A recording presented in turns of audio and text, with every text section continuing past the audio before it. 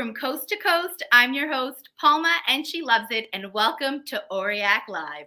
Today's guest is the owner of Ricci Hair Co., an 8-time Canadian Hairdresser of the Year, which I was there to witness him win the 2023 Contessa Awards for Elite Master Hairstylist and Canadian Hairstylist of the Year. Let's welcome Mr. Tony Ricci. Welcome, Tony. Thank you so much for joining us tonight. How are you? Oh, I'm great. Thank you for having me. This is awesome. I am so excited to tell everyone about that awesome night at the Contessa's just a few weeks ago when I got to witness you win 2 awards and Elite Master. We have to now call you Elite Master, Tony Ricci. There you go. There you go. And we were sitting right next to each other having a chat. Yes. That night. It was Honestly, so good. It was the first time I actually got to sit down and chat with you. For years, I have looked up to you, admired you, and I have to tell our Oriac audience how humble you are. You know, we say Tony Ricci takes it home again. Tony Ricci wins another award, but there's a reason for it. And honestly, I was so honored to sit next to you and get just a little glimpse and insight to your life and how passionate you truly are about our industry and what you get to do for a living every day, hair. Tony, Well, tell me a little bit about the Contessa Awards itself. How did it feel for you to be there that night, live, in person, after 2 years? Tell us. I got to tell you, this was probably not the best win because they were all good, but there was something special about this one. There was a lot of things that happened. First of all, I hadn't been there in the last maybe 4 or 5 years. The last 2 awards that I won, I wasn't even there. I was doing a show in Vegas one year and I was doing a show in Toronto another year. So I wasn't able to. So this was special, but I do want to spend a little bit of time to say how this all came to be. And it started with Dino coming.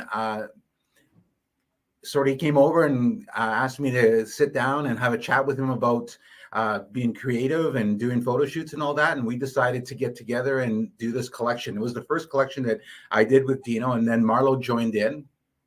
But it was sort of really a special night or a special shoot because it all started being at home. We couldn't go anywhere, so we had these masks on and we didn't have big photographers. So I did the photos and Marlo was there and we did wigs. We made everything happen. And it was 2 weekends that we spent doing this shoot. So it was a special night. I didn't think that I was going to win because everything was done in Edmonton.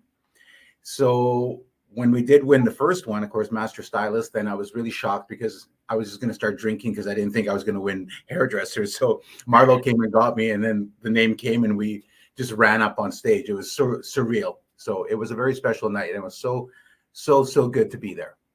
And the winner is Tony Ricci. Wow, thank you guys. It's been a couple years, it's been like 4 or 5 years since I've been here. I think I won. Well, Tony, it was, you can see the excitement from you that night, the tears.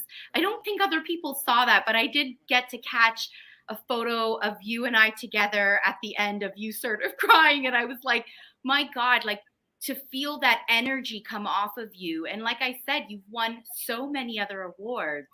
That night just hit different. I think it hit different because you felt the energy from the crowd. You felt the passion from everyone. And for you, as you mentioned, you took your photos for the first time. Yeah, it was a special night. It was a special night. But I do believe and it's kind of sad that as a finalist, there's not many more winners because everybody puts a lot of work into it. And some people just don't understand the passion and the work that you put behind your photos. And you send them out there to be judged. And it's really hard to be judged on your work because I think everybody that was a finalist there could have won. And I think it's just the emotion that you get because you do put your heart and soul behind your collections. Absolutely. And speaking of heart and soul, I believe the heart and soul comes from our teams that we choose to have behind us. As you mentioned, Dino approached you about doing the photo shoot and you had Marlo there with you, Marlo Stedman that we've previously interviewed, and she's amazing. And I had such an absolute honor sitting with you both that night. Tell me more about the 2 weekends that you guys worked on this amazing photo shoot together. Did you find that, from one weekend to the other, you were changing your minds or running into issues, especially that you also had to take the photographs yourself? Yeah, well, I mean, first I got to say how important it is to have a team. I think it's so important to have people on your side like Dino and Oriac, supporting us. And I also think it's so important to have the right team, which Marlo is. We're almost one when we go to a photo shoot. There's things that she sees that I don't see. There's things that I see that she doesn't see. But together we create this magic that makes an image come to life. And it's so important. And I always say this, and I've done a lot of photo shoots. But I always say that when you enter the room, everybody has to check their ego at the door. Everybody has to come into that room with one vision. And that vision is to create an unbelievable collection or an unbelievable image. And when everybody puts their energy to create that image will become great. You cannot have a great image if you have one person wanting an image to be for them and another person wanting the image to be theirs and another person wanting their. It doesn't work that way. That we all have to have that vision of that collection or those images to be the best. And when all that energy goes and it comes directly into that vision, it becomes great. Tony, let's get intimate and interactive, because as you just finished speaking about your team, I know there's going to be moments where you're either going to butt heads or something didn't go right. Come on, tell us the truth. You can't Absolutely. just Absolutely. shot. Absolutely. There has to have been something. Absolutely. I want to know the nitty-gritty. Absolutely. You have to butt heads, because not that you have to butt heads, but everybody has to have that vision. At the end, there's always going to be the one person who's going to make the final decision. But every time someone says something, it's not actually butting heads, because if you listen and you open up your mind and you open up, you'll see that a different angle of what that person's telling you. And sometimes it is what you need to hear. Sometimes I've had photographers tell me that it looks like shit. And sometimes it does. And sometimes you got to just go with it and push yourself and get to that next level and make it better. It's not really butting heads, but it's actually listening. Because if the person, like if Marlo says something to me and she's Hawkeyes, she's got these eyes that catches everything. So we call her Hawkeyes. Every time it's like Hawkeye sees something, right? Because when I'm doing something, I'm all over. So I got a bigger picture, and sometimes I don't zone in into the little things. And Marlo does a great thing of zoning into the little stuff, and she makes those little things become great. And so when she says something, she's not saying it to butt heads. She's saying it because she really believes that, and she wants me to create that image for the both of us. And we're so proud of all our images that we've done together. And I think we've done some amazing work together. And I can't wait to continue growing. But it's not really butting heads. It's just really just focusing and becoming great together. I think 2, 3, 4 people together can create better things than just one person by themselves.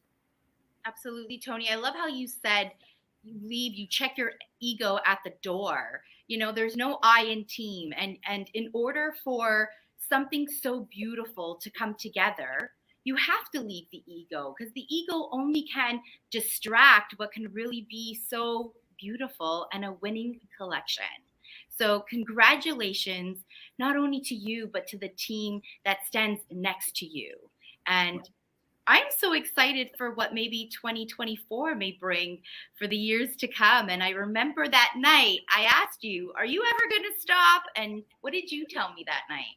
Well, I can't remember what I said, because I said a lot of things, but I definitely don't want to stop. We've created a great collection that we just did. It was shot in a bar. So we took something and we left the studio and we actually went on a live location, which I haven't really seen done for the awards. So I'm really excited to actually share that with you next year. But I truly believe that I'm at the right place at the right time right now. I don't think if COVID didn't happen, I mean, Marlo and I known each other for a long time, but we always talked about working together, but we never got the chance to do it. So when we came to shoot this collection, we're actually one. Just because we haven't worked each other for so long, but it feels like I've worked with her for the last 20 years. Every time we talk, every time we're in sync of going in the same place. And I can't tell you how important that is. And I'm so happy to be part of, Dino and Dave, because I really believe that they want to take this company and to a different level, and I want to help them get there. And I think that when you do that, all together, we're gonna reach that goal. Well, Tony, I'm here to come along on that ride with you all at Oriac. I want to remind our audience to catch more of an insight of Tony and Marlo. Visit us at oriac.ca/live, and we're also on a podcast. So I'd love for all of you to hear their episode. It's so insightful, and they speak a lot about holiday looks as well. As you just mentioned, you shot another photo shoot at a bar, which how come I wasn't invited to? I didn't know you then, but now you're invited, because it would have been great to have you there. But do we have time to? I just want to say one thing, because I forgot to say how when we did shoot this, the camera broke, so we had a broken camera.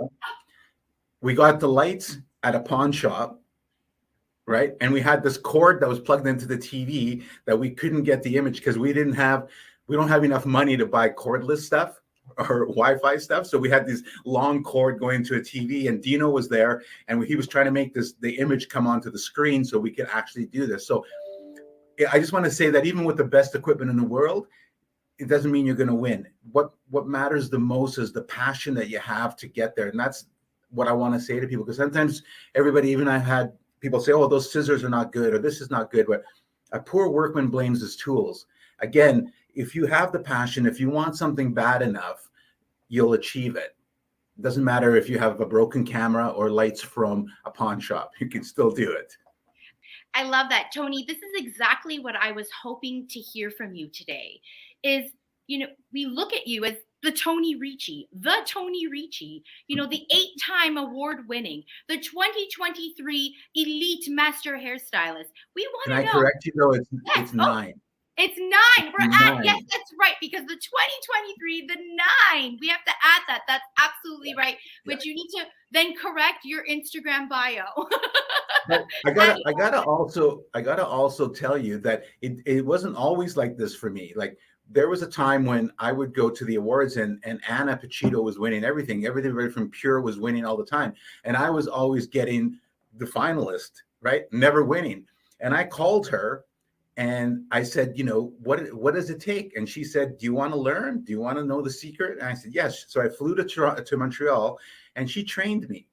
This is so important, because a lot of people think that you can just do everything by yourself just because, and you could be a great hairdresser, and there's a lot of great hairdressers, but there's so much to learn out there. Little things that you don't see, especially when you're shooting, that you need a coach. Even McDavid has a coach. As good as Connor McDavid is, there's still somebody coaching him, telling him how to get better, how to take that next step, that he missed that corner shot or whatever it takes. So you need to have your mind that's open and willing to ask somebody like myself or Marlo or Anna or whoever your person that you want to be there to help guide you, to help you get to that next level. When you have somebody and you turn around and they got their hand and they're willing to help you get to that next level, that's the person you want to be with. When you're in a room and someone's stepping on your head, but they're giving you their hand, it's not the place you want to be. Right. And if you're the smartest person in the room, you need to find a different room.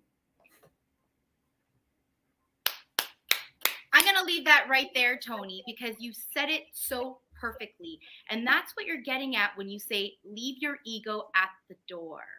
Absolutely. You want something to not only win, but also to wow yourself, to level up yourself. You didn't walk into a photo shoot that day with top photographer, the best lighting, the best camera equipment. You walked in the room with a team that had like-minded ideas as yourself and wanted to make something incredible. Your passion shows all in your photos. And you sharing just a little bit of what you experienced in your last photo shoots, to be 9-time Canadian Hairstylist of the Year, to be titled an Elite Master Hairstylist, those titles are given because of all of that, because of the mistakes you've gone through, the ups and downs with your team. And I want the audience to hear that, because there's so many people that question, why am I always just making it to the semifinals? Or why am I always just making it to the finals? Because there's still more for you to learn. There is, and but I even gotta say, you're still learning, correct? Yeah, but I gotta say, it just didn't happen by chance. I've shot in Australia, I've shot in London, I've shot in Montreal, I've shot in Toronto. I've always went every 2 years. I would switch teams because I always wanted to learn from somebody else. So all those little things over the years that I got from all those photographers and all those different teams that I worked with, and it's really hard to get a new team and put yourself out there. That's what gave me all the knowledge that happened that night or in this last collection, because all the little things that I went out and got that were in my head, and all the people that I worked with, and I took little bits and pieces from all those people over the years, came through on that photo shoot. So it's just not by chance. You got to go out there and you got to work and you got to put yourself out there and you got to fail. You got to make mistakes. The only time you're ever going to learn is when you make mistakes, and you got to find somebody who's right beside you that's willing to help you get there. Like I said, the person, when you turn around and they're got their hand out and they want to help you get to that next level, then you're in the right place and you'll get to that next level. Tony, I love that. I'd love to talk a little bit about your experience with Robert Lavetta. You mentioned a little bit to me not long ago, and I am a huge fan, as I'm an avant-garde hairstylist myself. You got to work with him and produce some incredible photographs of your hair art. Tell me a little bit about that experience. I want to say that because this is a really good story, and this is the passion that I have. He is such an icon, and I remember I met him one time, and he gave me his comb, and I kept that comb for years. It was missing teeth, and I would take it to every photo shoot, but I still needed that comb because I thought that there was something special that was with that comb. But I called him for 2 years, and I asked him to do a photo shoot. And 2 years, I was constantly asking him, and he's like, "Tony, I don't do photo shoots. Tony, I don't do photo shoots for other." And then finally, I bugged him so much that he actually said, "Just come to LA."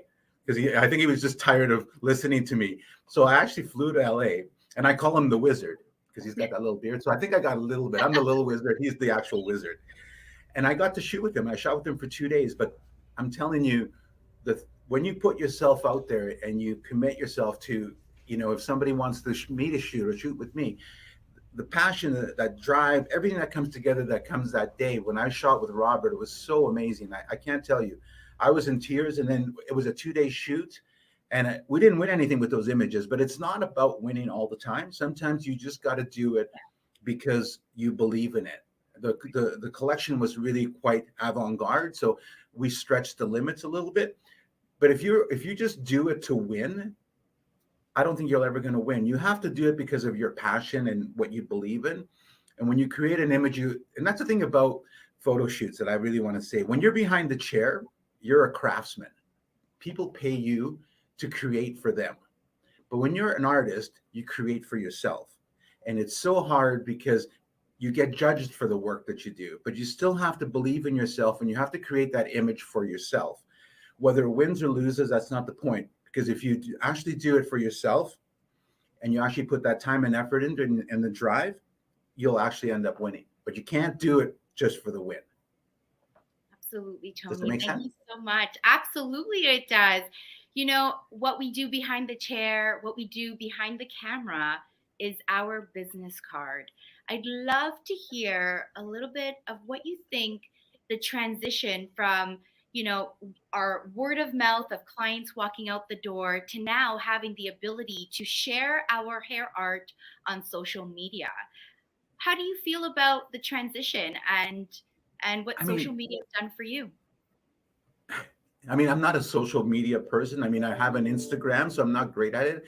I come from the era where we actually did really good hair, and then that client went out, and that's how you got, that was your business card. So we really pushed a little bit harder. Now you have social media, which is the same in a way, right? But you can edit and you can do all these things to it. But it's a way to tell people what you do, right? So if you're great at wedding hair, then you become, and you put all these wedding updos and you put it on Instagram and you put it on your social, and those are the kind of people that are going to come and see you. So I think that people are going to shop differently for hairdressers than they ever have. And they're going to go on people's Instagrams and they're going to find things that they like about the hairdresser.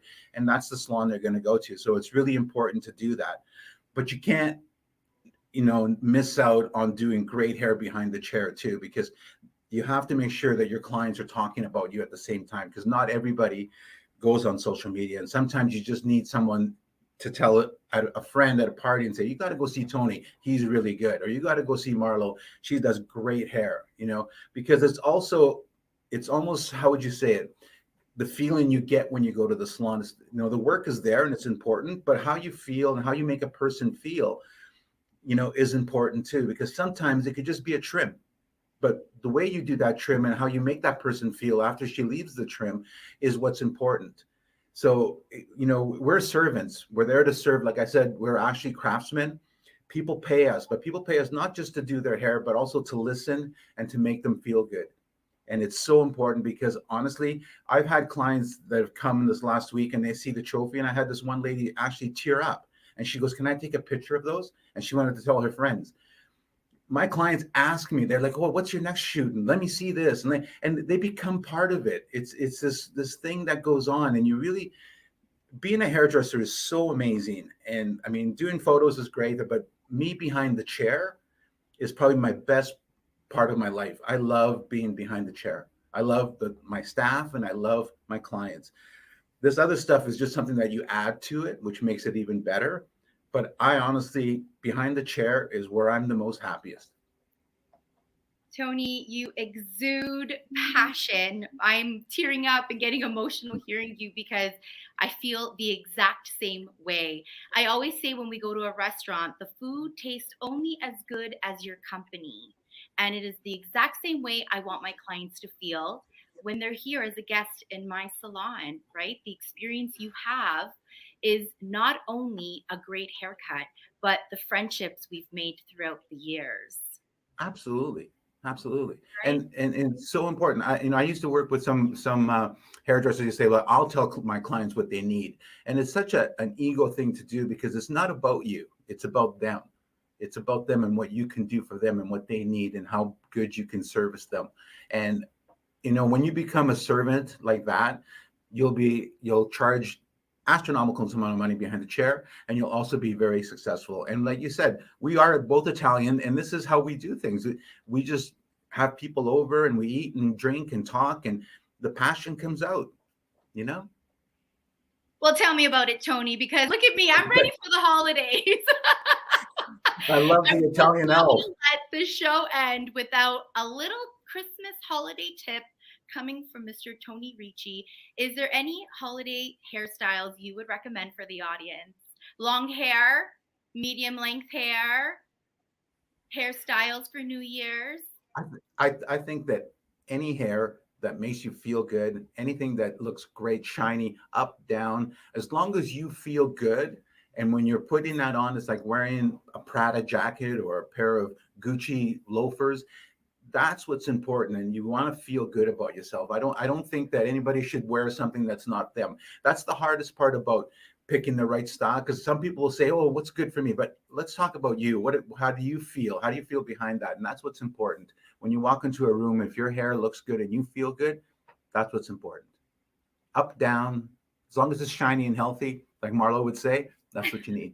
And even maybe with a little Christmas hat, anything goes. Yeah, gotta love that Christmas hat. Right? I need one so it looks like I have hair underneath the hat. I can just put like bangs and then the Christmas hat. I'll send it in the mail. It's on its way on Santa's sleigh. Thank you, Tony. But Yes. before you go, you have to remember that now, because we won, we can't change everything, because I'm superstitious. So we have to be at the Contessa's next year if we make finals, and we have to sit next to each other. And Marlo has to be next to me there, because nothing can change. You got to wear the same shoes. Perfect. I'll wear the same hair dress so I have something to flip when Tony Ricci wins again. It is so if we make finals, and Dave has to be there, Dino has to be there. We all have to be there at the same table. The whole Oriac team has to be there. And from our Oriac family, I would love to wish you all a very happy holiday season and a happy new year. Thank you, Tony Ricci, for this wonderful episode on Oriac Live. We'll see you all in 2023. Ciao.